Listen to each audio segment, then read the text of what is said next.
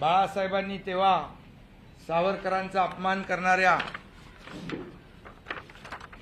मणिशंकर अय्यरच्या थोबाडीत दिली होती.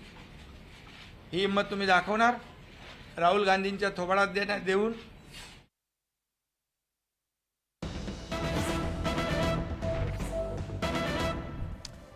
And an update we have regarding the Shiv Sena faction led by Uddhav Thackeray. Their leader Sanjay Raut is slamming the BJP over their Gaurav Yatra. He said it's not a Savarkar Gaurav Yatra, it's a Adani Gaurav Yatra. They've just put the mask of Savarkar on it. That's the update coming in. We're going to continue to watch these factions train their guns at each other. Let's bring you a very, very quick timeline over here. Over the weekend, we saw Rahul Gandhi first make a remark at a press conference where he said that he wasn't going to apologize. He was not like V.D. Savarkar. Now, you'll remember that for the BJP, the V.D. Savarkar is a very important figure. But for the Uddhav Thackeray faction of the Shiv Sena, he is also a very important figure, which is why this is playing out so interestingly in Maharashtra, where the Uddhav Thackeray-led faction is an ally of Rahul Gandhi's Congress. Now, let's take a very, very quick look at what Sanjay Raut from the Uddhav Thackeray-led faction had to say. Then we'll connect with our Mumbai bureau chief for more. की सावरकरांचा अपमान झाला म्हणून गौरव यात्रा काढतायत. याच भगतसिंग कोश्यारीने छत्रपती शिवाजी महाराजांचा अपमान केला तेव्हा छत्रपती शिवाजी महाराज गौरव यात्रा यांना काढावीशी वाटली नाही. याच भगतसिंग कोश्यारीने महात्मा फुले सावित्रीबाई फुलेंचा अपमान केला तेव्हा महात्मा फुले सावित्रीबाई फुले यांची गौरव यात्रा काढावीशी वाटली नाही. का फुले आणि छत्रपती शिवाजी महाराज हा आमचा स्वाभिमान नव्हता का? तेव्हा तुम्ही भगतसिंग कोश्यारींना पाठिंबा दिलात, त्यांचा अपमान पाठीशी घातलात. Okay, let's go over to our Mumbai bureau chief Vinaya Deshpande for context. Vinaya, it's easy to see how this entire controversy, Rahul Gandhi's remarks and then of course Uddhav Thackeray's remarks, and now the BJP saying that they're going to have a Savarkar Gaurav Yatra. The BJP is clearly milking this in Maharashtra, as of course is the Eknath Shinde-led faction. And I just want to understand from you, Vinaya, in the last 24 hours, since Rahul Gandhi first made that remark and we saw Uddhav Thackeray fire off a response,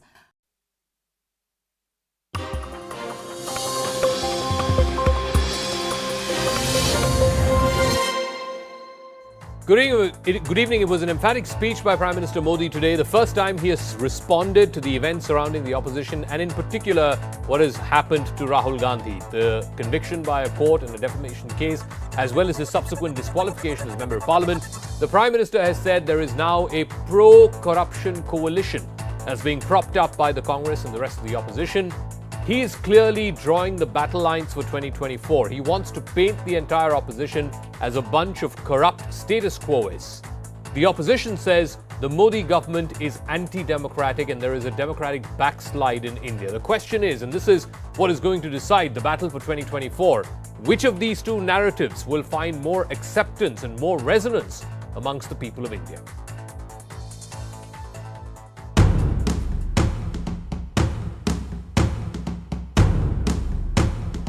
भ्रष्टाचार में लिप्त जितने भी चेहरे हैं वो सब एक साथ एक मंच पर आ रहे हैं. कुछ दलों ने मिलकर भ्रष्टाचारी बचाओ अभियान छेड़ा हुआ है.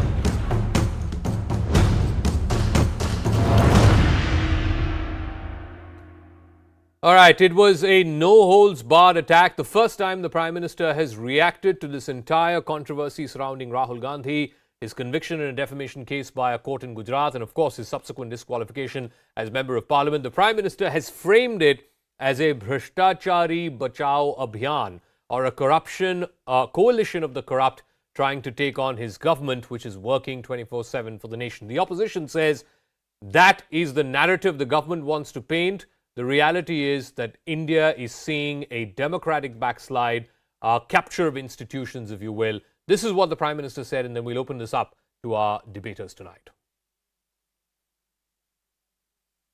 जो लोग भ्रष्टाचार में लिप्त हैं, उन पर जब एजेंसियां कार्रवाई करती हैं, तो एजेंसियों पर हमला किया जाता है. जब कोर्ट कोई फैसला सुनाता है तो कोर्ट पर सवाल उठाए जाते हैं, न्यायिक प्रणाली पर हमले होते हैं। सब देख रहे हैं, कुछ दलों ने मिलकर भ्रष्टाचारी बचाओ अभियान छेड़ा हुआ है।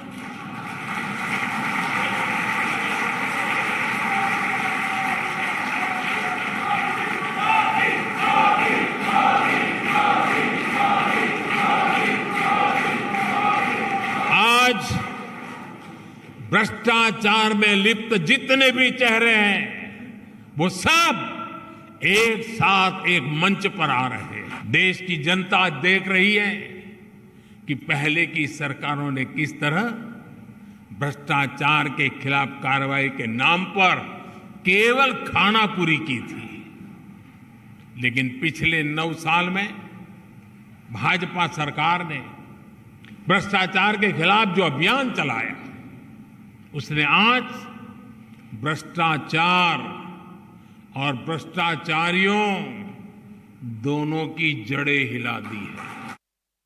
All right, so is this what is going to define the battle for 2024? As the Prime Minister puts it, on the one side you have a coalition of the corrupt, and as the opposition puts it, Mr. Modi's government is hell-bent on a democratic black slide in India. Let me go across to our guests who are joining us. Sanju Verma, National Spokesperson of the BJP.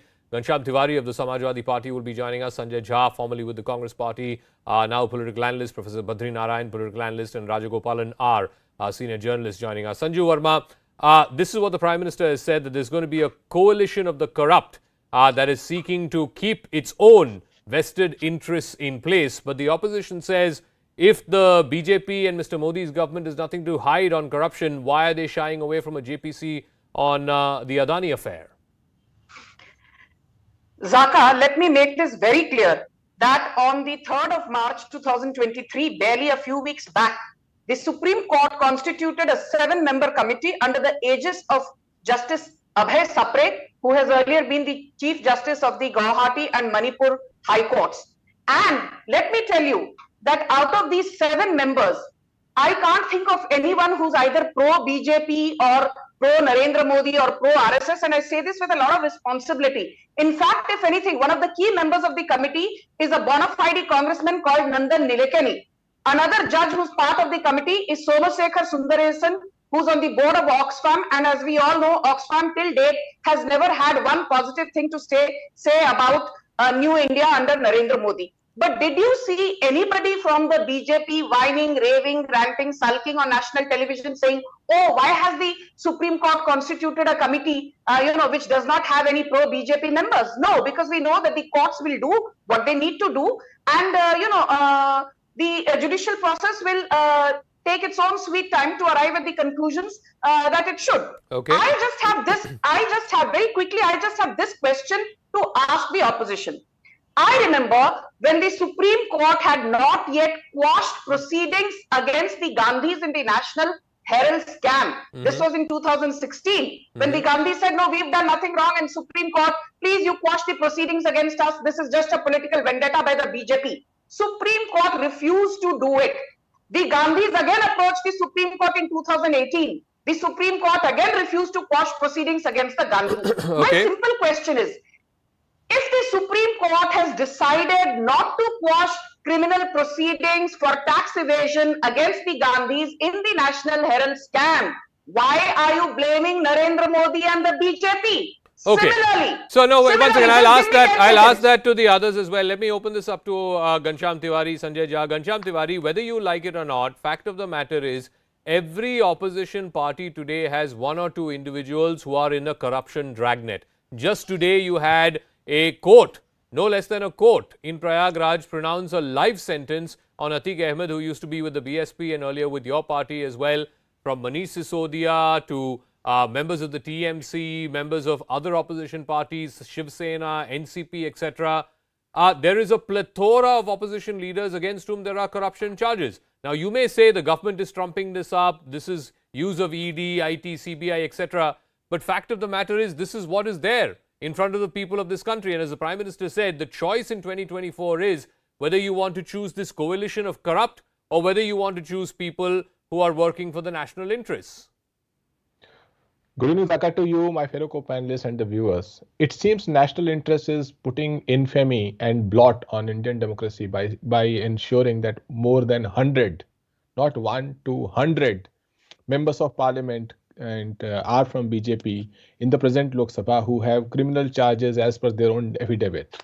In the last 5 years, there are over 500 people of such criminal eminence as per their own affidavit who have been fielded and posted by BJP, eventually leading them to become chief ministers, deputy chief ministers, minister of state for home, such as Ajay Mishra Teni, who have had, as per their own affidavits, criminal charges, not in one or two, in dozens. And criminal charges that relate to murder, attempt to murder, rioting, 420, and you spoke about Atiq Ahmed, the minister who's accused of 5 crore transaction with Atiq Ahmed.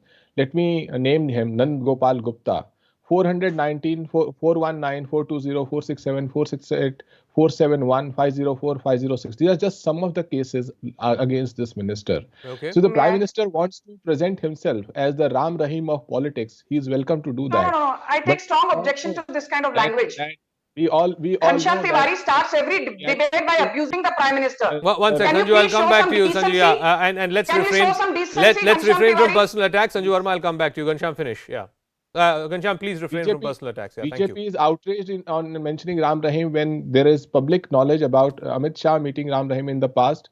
Their own mayors, even now when Ram Rahim is was on bail, their own mayors. Can we move on from that May I point? You please made come that in? This point. man You made is that point. making Let's move on, I please. did not Abusive interrupt. attacks against Sure, the senior sure. leadership of the BJP. Let's I did move not on from that interrupt. point, please, Ghanshyam. Thank you. I'm saying that BJP has put a blot on the country Hmm. by I ensuring want that to a answer. prime minister who's scared because he can't speak the word Adani, who's scared to reveal how much BJP received from Adani Group in the last 20 years. Okay. You know, So Zaka, scared you can't give him that a the free parliament- run. One second, was Sanju. I'll that- come back to you. that- You've had your say. Please have some parliament- patience. No, what Thank have you. I said? Yeah, You can't one be second, shot in please. barely 2 minutes. No, You one can't be second. shot in barely 2 minutes. It is an equitable debate. Everybody gets their time and turn. It's Ghanshyam's is now my over. final statement Yeah. is it is a shame. It Okay. is a shame that Let me- Prime Minister of India can go to a private channel and say it is India's movement when he was not able to come to the parliament because he was scared to answer questions. want to on come Adani. in here. Now, With one the second. current Let me go to parliament Sanjay session. Jha. Sanjay Jha, fact of the matter is that the parliament session, at least the second leg of this budget session, has been entirely held up because of A, what Mr. Rahul Gandhi said abroad,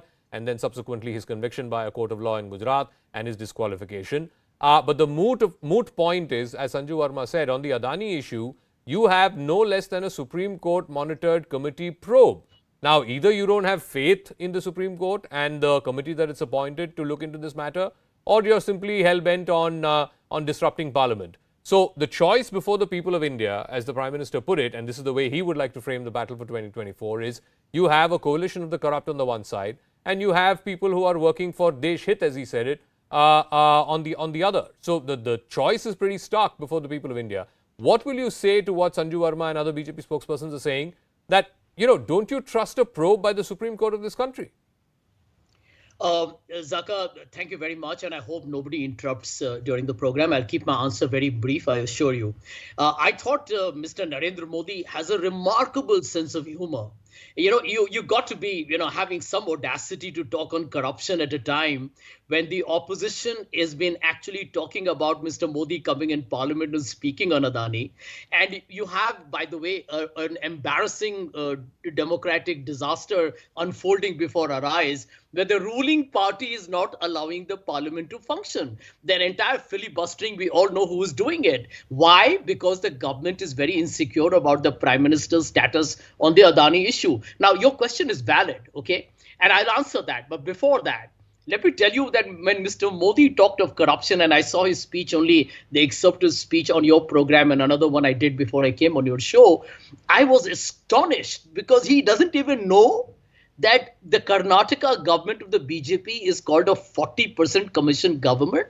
I got a WhatsApp joke that said that the commissions are so high that the BJP is calling it the Karnataka High Commission. I mean, come Zaka, on. may I come in?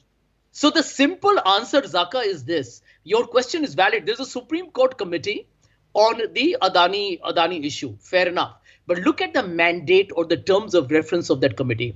I believe that the Supreme Court is the only institution in this country that is currently saving Indian democracy. We have to trust whatever the Supreme Court comes up with. But remember, the opposition is talking about forensic investigations.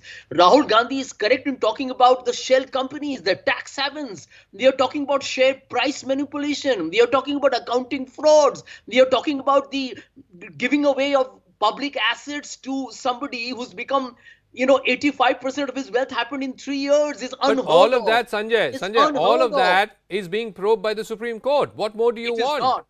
It is not. Let me tell you, this is the problem.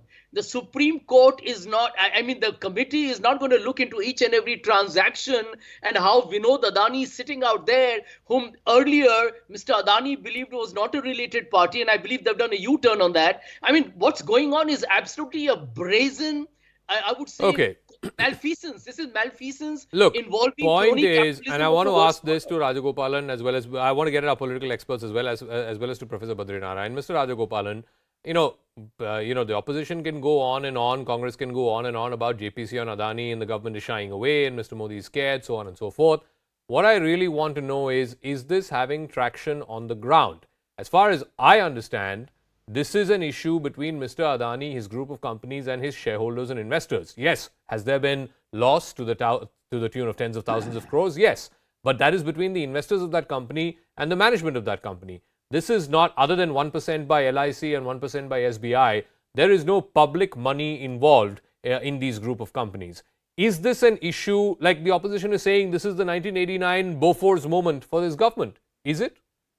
Zaka, no, it is not, because it does not have a public traction. There is no groundswell for Rahul Gandhi.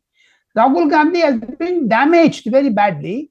I am also sure that is Rahul Gandhi working for or canvassing for or echoing for GMR or GVK. There is an intelligence, competition.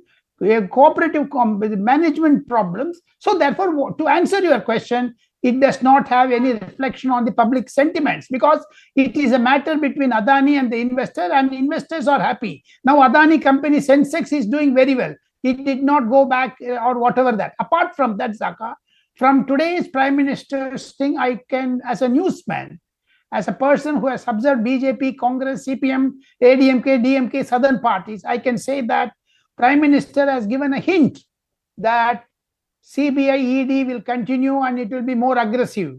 And moreover, when there is no confidence against Om Birla, the Speaker of Lok Sabha, on Monday, Prime Minister gave a befitting reply to that also, indirectly. And today, USA spokesperson said, Mr. Patel, saying about India. So Prime Minister gave a reply to that also. So in conclusion, I would say Prime Minister cheered up his cadre, those who have been, demoralized because opposition is stalling parliament. And for the sake of it, in the presidential thanks of address to Draupadi Murmu, Rahul Gandhi went on attacking Adani. Okay. Even during Bharat Jodo Yatra, he went on talking about Adani. So, therefore, is it Adani Koj Yatra or Bharat Koj Yatra? So let me ask Professor Badrinarayan again. I keep coming back to this core point. Even on the Rahul Gandhi issue, the court conviction and the subsequent disqualification. Of course, the opposition is saying, what was the pressing hurry? This is proof that there is a democracy sort of backslide in the country, institutions are being captured. Again, I keep going back. If you look at historically in Indian politics, the only time the issue of democracy being under threat became an electoral issue was after 75, when Mrs. Gandhi imposed emergency, and eventually in 77, in a national wave, she got voted out of power. The point is that other than that one instance, this has never been a vote-determining issue. Do you see that changing in 2024? Because the BJP can turn around, as they are doing now, saying, just a few weeks back, we had elections in 3 northeastern states, and in all of those states, there was more than 80% voter turnout. So where is the democratic backslide? You are very right, Jack. Actually, the democracy in India, the root of democracy in India is very deep. And it's growing, it's continuously growing and becoming deepened day by day. Pradhan Mantri usually talks about India as a mother of democracy. So democracy is not in that way crisis, because the Indian democracy is electoral democracy, and in this electoral democracy, BJP is constantly getting more and more votes and expanding itself. It means they are winning the heart of the people somewhere. Now the question of politics has come. There are two kinds of mobilization may take place in 2024 election, which we see. One is against corruption, which maybe the BJP is a big slogan of mobilization against opposition. And there may be the opposition attack on the democracy agent crisis issue. So, but you know that the corruption in India, it impressed the people larger than any issue. Although corruption lies in the everyday life everywhere in a smaller form, and in a smaller form, not everywhere, in some of the some spaces.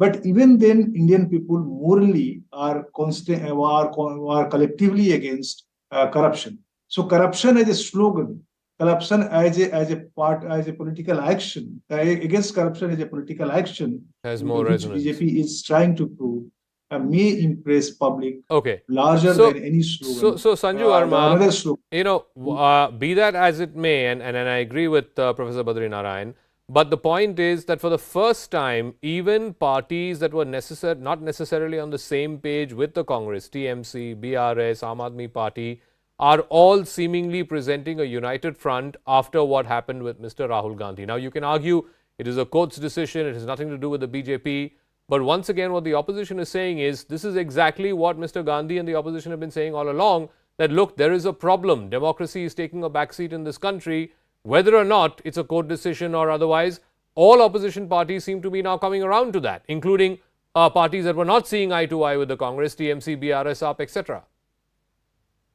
Zaka, that was a very lengthy question. I hope I will get 2 minutes to rebut that. First and foremost, let me tell you very clearly that when the Prime Minister says, na khaunga, na khane dunga, he has walked the talk. I will just, answer your question with a couple of examples which prove my point. The Congress, panelist here said, look at the commission government in Karnataka. They are called a 40% commission government. We removed K. Ishwarappa, the Panchayati Raj minister, last year after charges were leveled against him. Though those charges were never proved, he's still not back in the Karnataka cabinet. Whereas I asked the Congress, in 2018, D.K. Shivkumar was reported to have hidden 700 crores worth of cash, jewelry and Benami assets, and a case is pending against him since 2018, a PMLA case. Does Congress have the guts to remove D.K. Shivkumar as the Karnataka Congress chief? Point number one. Point number two, I also want to tell you this. This whole debate about, Nirav Modi was being protected by Prime Minister Modi.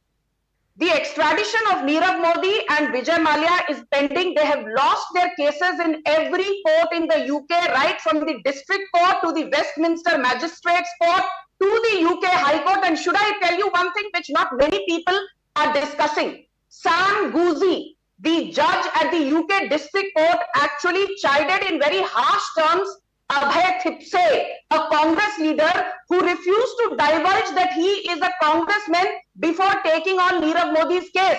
Congress spokespersons come and talk against corruption on television channels, and Congress leader Abhay Thipse is busy supporting Nirav Modi in London. But ma'am, these people that you referred to, ma'am, these people you referred to are still in the UK. Why are they not being brought back to India to face justice? Zaka. You did not interrupt. I will finish in 30 seconds. Fair enough. But please answer my question also. Please answer my question also. Let me finish in 30 seconds. Yeah. Now coming to... When will these people come back to India and face justice? Please answer. Yeah, yes, thank you. These people will come back to India and face justice, just like Sonia Gandhi and Rahul Gandhi will also face justice, no matter how much they cry about being, victimized. I just have this to say. Ghanshyam Tiwari said, Modi Sarkar aisi hai. He made abusive comments against the Prime Minister and Home Minister Amit Shah.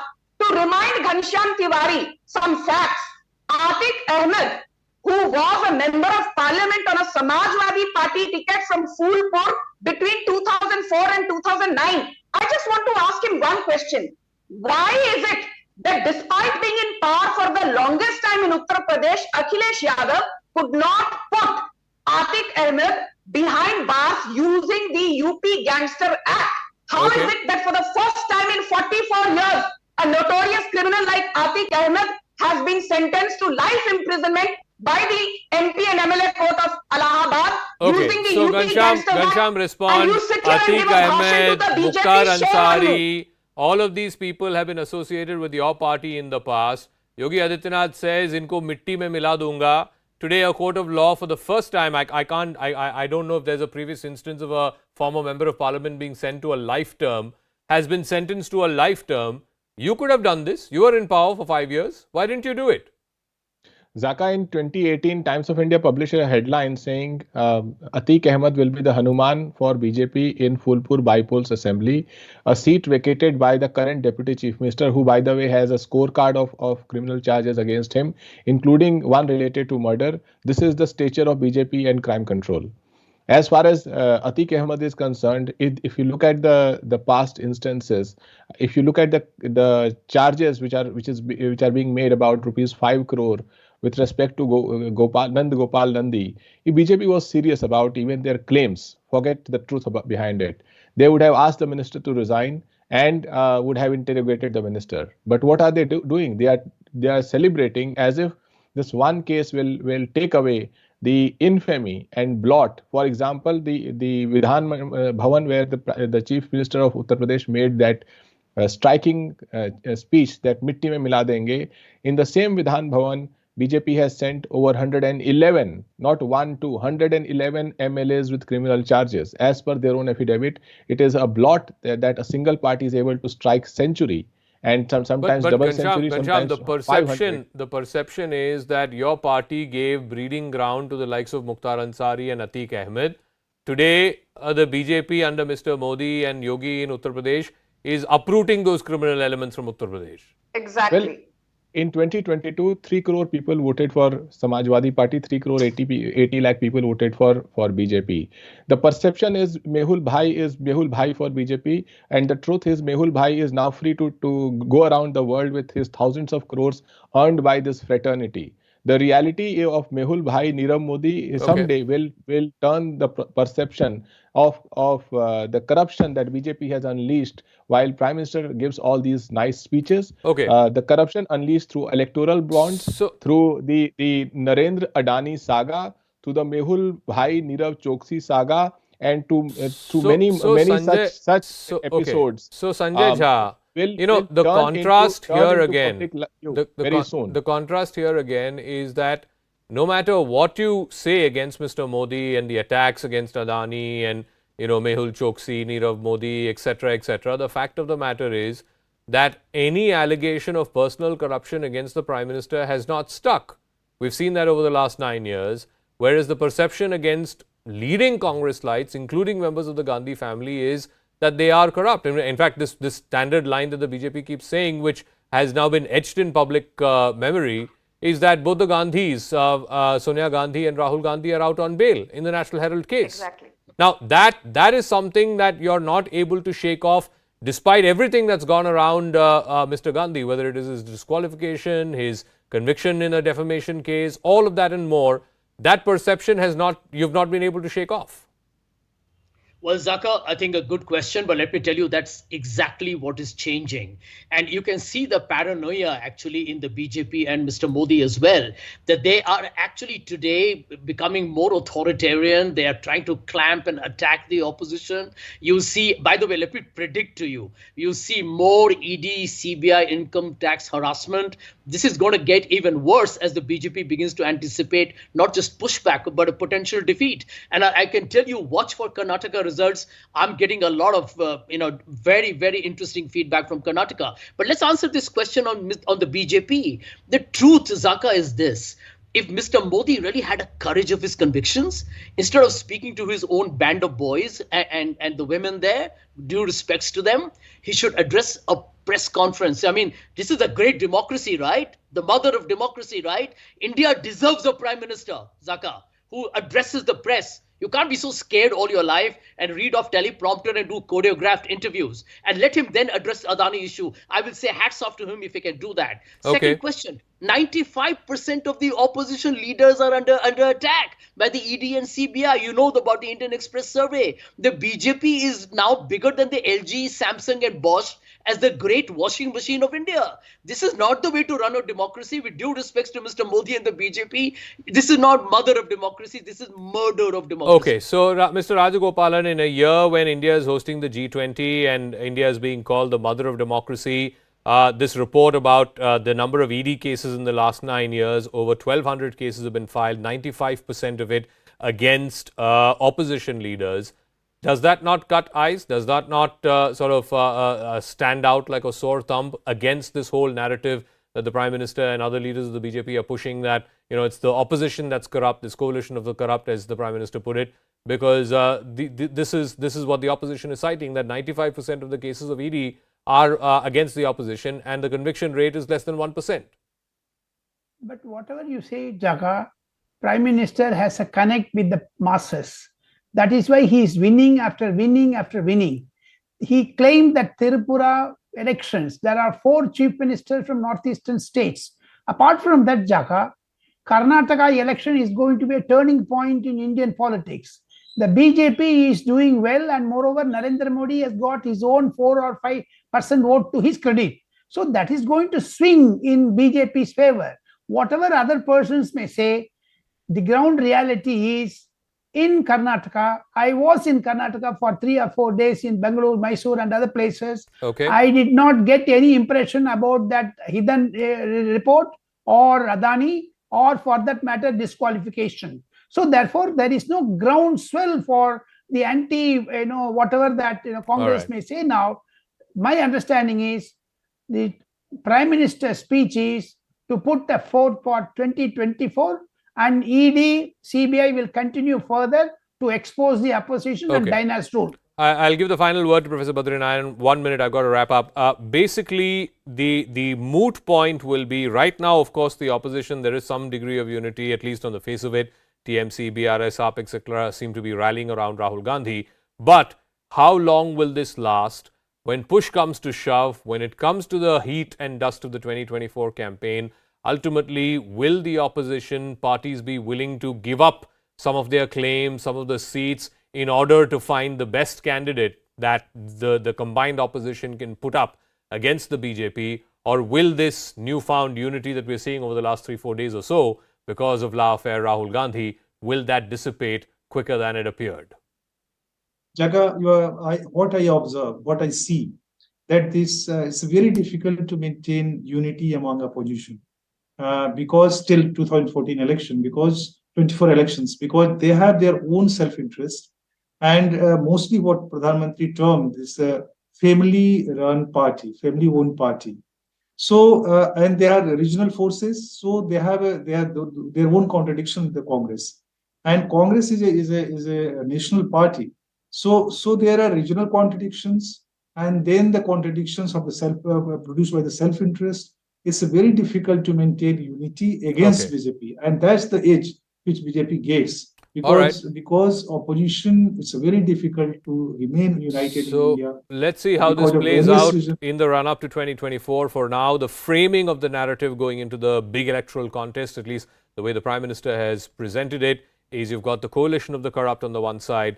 The opposition is claiming it is the democracy versus anti-democracy battle. Let's see which of these two narratives will be sort of bought by the people of India in more numbers, because ultimately in a democracy, it's about capturing the hearts and minds and the imagination of the people.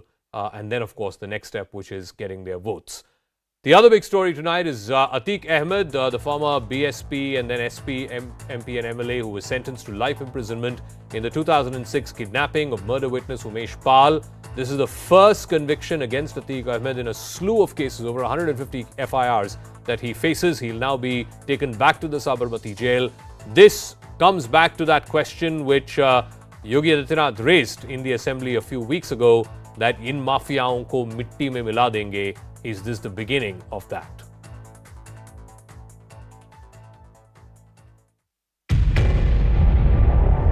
The writing is on the wall for gangster Atiq Ahmed. A court in Prayagraj found him and 2 others guilty of kidnapping Umesh Pal, a key witness in the murder of BSP MLA Raju Pal back in 2005. The conviction comes a month after Umesh Pal was shot dead in broad daylight. The Uttar Pradesh police claim that it was Atiq Ahmed who got Umesh Pal killed. Atiq Ahmed has been sentenced to life imprisonment, and all three convicts will be paying a fine of 1 lakh rupees each to Umesh Pal's family. मैं अब जो है माननीय मुख्यमंत्री जी से निवेदन करूंगी, क्योंकि वो मेरे पिता समान है, मैं अकेले हूँ, मेरे साथ कोई लड़ने वाला नहीं है। मैं उन्हीं से याचना करूंगी कि उस आदमी को, उसके पूरे परिवार को, चाहे अतीक हो, चाहे अशरफ हो, चाहे उसका लड़का हो, चाहे कोई भी हो, जब तक उनको खत्म नहीं किया जाएगा तब तक ये आतंक चलता रहेगा। मेरा बेटा लड़ाई लड़ता चला आया, शेर की तरह, आज तक अतीक से किसी ने आंख नहीं मिलाया, चाहे जितना भी इसके नाम से केस हो, लेकिन मेरा बेटा शेर की तरह लड़ा। मेरे बेटे का मर्डर का इनको फांसी की सजा सुनाए। Atiq Ahmed, a former MP and MLA of the Samajwadi Party, was brought from Sabarmati jail to Prayagraj under heavy security for the court order. The 1200-kilometer long road journey was carried out in 24 hours. हमारी सरकार पूरी तरह से अपराध और अपराधियों के खिलाफ अभियान चलाकर उनका सफाया कर रही है। अदालत में पैरवी की जा रही है, एक एक अपराधी को कड़ी से कड़ी सजा मिले, इस दिशा में हमारी सरकार लगातार काम कर रही है। Ahead of his conviction, the Yogi Adityanath government has attached property worth more than 1,500 crores belonging to Atiq Ahmed and his family, even razing homes of some of his associates. They once wielded control over acres and acres of land in Uttar Pradesh. But now, Atiq Ahmed and his family are at the receiving end of the law of the land.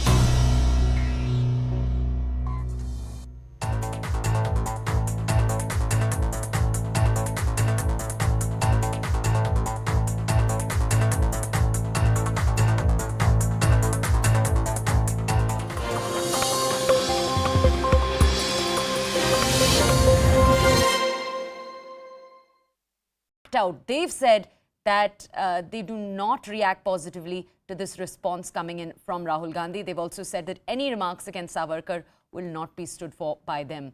Now, there have also been posters put up by the Bharatiya Janata Yuva Morcha in Maharashtra. Several top leaders of Eknath Shinde camp and the BJP have changed their Twitter display picture to "We are all with Savarkar." So you can see in Maharashtra this issue very much catching fire. Meanwhile, a possible rift between the opposition alliance in Maharashtra, as we just told you. One side, the Uddhav Thackeray-led Shiv Sena faction, and on the other side, the Congress and possibly the NCP. That very much continues to simmer. We'll continue to bring you accounts from the picture in Maharashtra, where you'll remember ever since the Maharashtra Vikas Aghadi was formed years ago, the Congress and the Uddhav Thackeray-led faction have shared a very delicate relationship. Let's take a look at what Chief Minister of Maharashtra, Eknath Shinde, had to say.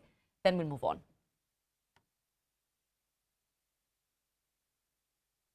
कालच्या जाहीर सभेमध्ये सावरकरांचा अपमान आम्ही सहन करणार आहे म्हणजे काय करणार हे तुम्ही त्यांना विचारलं पाहिजे. सहन करणार नाही म्हणजे काय करणार. बाळासाहेबांनी तेव्हा सावरकरांचा अपमान करणाऱ्या मणिशंकर अय्यरच्या थोबाडीत दिली होती.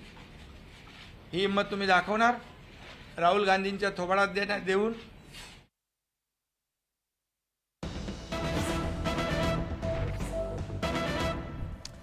And an update we have regarding the Shiv Sena faction led by Uddhav Thackeray. Their leader Sanjay Raut is slamming the BJP over their Gaurav Yatra. He said it's not a Savarkar Gaurav Yatra, it's a Adani Gaurav Yatra.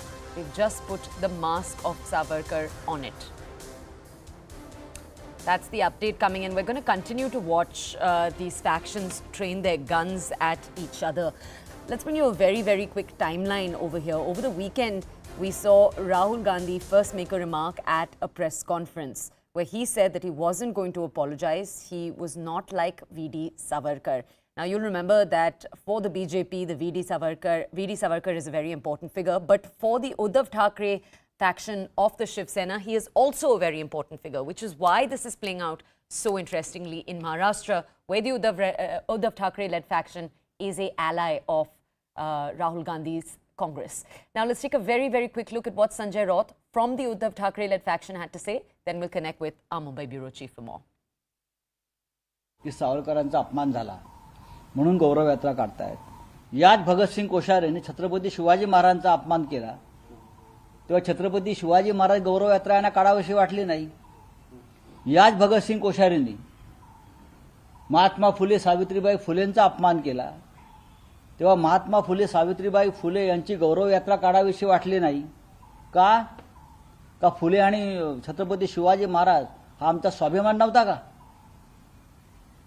तेव्हा तुम्ही भगतसिंग कोश्यारींना पाठिंबा दिलात, त्यांचा अपमान पाठीशी घातलात.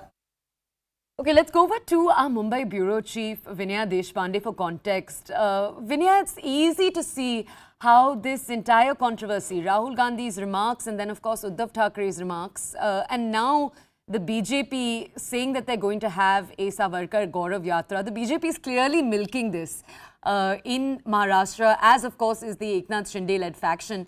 And I just want to understand from you, Vinaya, in the last 24 hours, since Rahul Gandhi first made that remark and we saw Uddhav Thackeray fire off a response, behind the scenes, what kind of feelers are being passed between the Congress and the Uddhav Thackeray-led faction of the Shiv Sena and also the NCP? Where do all these three parties align right now behind the scenes? Well, they really don't align behind the scenes as well on this specific issue, and that is clearly seen. We have seen that after remarks by Rahul Gandhi, Shiv Sena found itself on a sticky wicket again. In fact, it was one of the most, mild attacks by the Shiv Sena led by Uddhav Thackeray against Rahul Gandhi this time. The previous attacks on him with respect to Savarkar were a lot more aggressive. This time on, since they are all together in the Maharashtra Vikas Aghadi, we can see that the attacks were also mellowed down. The Congress also downplayed those attacks, claiming that this is a point of difference that both the parties knew about, and they have...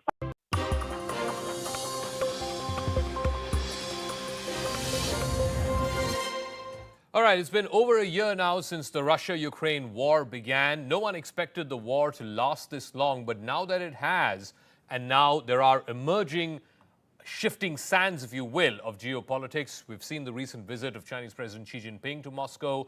So is there a US and its allies on the one side and China and Russia on the other side? A sort of bloc emerging, if you will, much like what we saw during the Cold War. And if it indeed is, then what do neutral countries like India do? And the most important question, the million-dollar question, how does this war likely end? Joining me now is the man who predicted that this war would begin in the first place, that NATO was giving Putin no choice but to launch this attack in the first place, is Professor John Mearsheimer. He's the head of Department of Politics at the University of Chicago. Thank you very much for speaking with us here on the News 18 network. My pleasure to be here. All right, let me start off with this question. It's been over a year now since this war began. There doesn't seem to be an end in sight. And what's worse is that neither side, neither Ukraine nor Russia, seems to want to move towards any kind of engagement or dialogue or eventually move to a ceasefire and a negotiated settlement. In your view, Professor Mearsheimer, how do you see this war likely ending? Because that's the million-dollar question that's top of everyone's mind. Well, I think when people talk about the war ending, they think about some sort of final settlement, some peace agreement that both sides agree to. I think that's impossible in this case. I think that the best that we can hope for is a frozen conflict. It seems to me quite clear at this point in time that the Russians will win in the sense that they will end up conquering a large chunk of Ukrainian territory. The Ukrainians are not going to take all the territory back. The Russians are going to end up with a large chunk of territory. And Ukraine is going to end up as a dysfunctional rump state. And the fact is that the West won't accept that, and the Ukrainians won't accept that. And the Russians won't accept a retreat where you go back to the status quo ante. So nobody's going to be content with any meaningful peace agreement that one might think up. And both sides are going to be interested in altering the status quo even more in their favor. But at some point, they'll just tire of all this fighting, and the end result is you'll get a frozen conflict, not unlike the one that you have along the 38th parallel in Korea. So tell me, if this conflict were to freeze right now, as you said, Russia right now controls anywhere between 15 to 25% of Ukrainian territory it did not have before this war began last year. That, of course, is unacceptable either to Ukraine or to the United States and its allies. So the question then being asked is, if Zelensky and team have to accept any kind of settlement, their only settlement is if Putin and his troops withdraw back to a pre-24th February 2022 position as it existed, which means none of the Ukrainian territory that they currently control is under Russian control. And that, of course, is unacceptable to Putin. Again, I come back to the question, what gives then? Well, there is no solution to this problem. That's the territorial problem that you're describing, which is only one of the two big problems here. The other question is, what about Ukrainian neutrality? The Russians went to war to begin with because they did not want Ukraine in NATO. They did not want Ukraine as a Western bulwark on Russia's borders. Well, the fact is that the Ukrainians want to be part of the West. And at this point in time, they're a de facto member of NATO. And in any future agreement, they're going to want some sort of security guarantee from the West. And this is unacceptable to the Russians. So the point here is, not only do you have a fundamental disagreement that you can't solve over territory, which is what you described, but you also have a fundamental disagreement over the status of Ukraine vis-a-vis the West, which can't be resolved either. Do you believe that the most likely or most plausible sort of solution to this conflict is Russia keeps what it has, or more or less of what it has right now, which is Donbass, a straight line through the Sea of Azov into Crimea and then access to the Black Sea, and that acts as some kind of a buffer state, if you will, between Ukraine, which, like you said, is de facto a NATO member right now, and Russia? Do you think that's the likeliest or most plausible scenario in a path to peace? Well, I think the key here is that this territory that the Russians have conquered is not going to be a buffer state. It's being incorporated into Russia. It's going to be part of Russia. So you're still going to have a situation where Russia and Ukraine are opposite each other. They share a border that they're fighting across. And there's nothing I see that's going to change that. There's not going to be any buffer state here. And given that there's no territorial settlement, you're not going to get a peace agreement. So as I said before, I think the best you could hope for is a frozen conflict. And that frozen conflict, by the way, is likely to turn into a hot conflict at points down the road. You do not underestimate what a disastrous situation we are now facing in Ukraine. This is a major conflict that has no solution and has ripple effects all over the world. What do you what is your take on Vladimir Putin announcing that he intends to place tactical nuclear weapons in Belarus? Do you think that this is a threat, or is it more than that? Should the West take him seriously? Do you believe that he's trying to use Belarus as some kind of a launching pad, if you will, for a potential nuclear attack if things were to go south on the battlefield for him? No, I think that he's doing two things here. One is, I think that the Russians are worried about Belarus, and they're worried about a possible war between Poland and Belarus. And they're putting nuclear weapons in there, into Belarus, to make it clear that they believe that a deterrent strategy is absolutely essential from Russia's point of view. And then the second thing I believe they're doing is they're just sending a very subtle message to the West that nuclear weapons remain on the table. And if the West pushes too hard, the Russians might very well use nuclear weapons.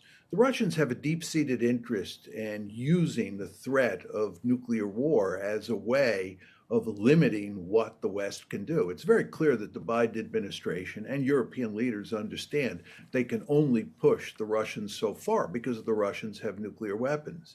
And this move just reminds Western leaders once again that Russia has nuclear weapons, and it might seriously contemplate using them if necessary. All right. I want to talk a little bit about what Prime Minister Modi said at the SCO summit to Mr. Putin, saying that this is not the era of war, it's an era of peace. The Indian economy has turned out to be a bright spot amidst all the global uncertainties that we're seeing.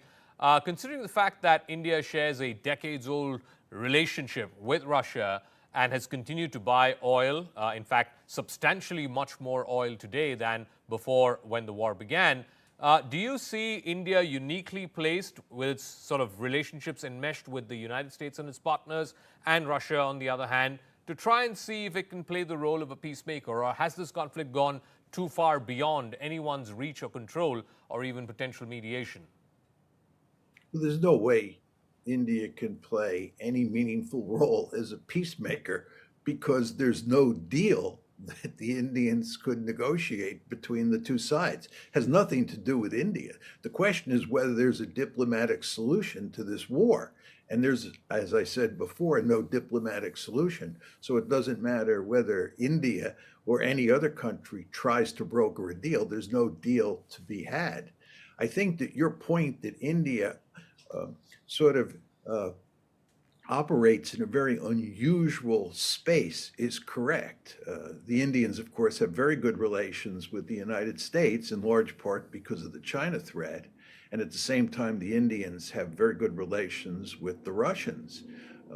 And I don't think that's going to change. I think from India's point of view, this war has not been a disaster, and in certain ways the Indians have benefited. I think the two winners, one could argue, in this war are India and China. Mm-hmm. Let me talk a little bit about India and China. We have our own differences. There was a violent conflict that happened a couple of years ago.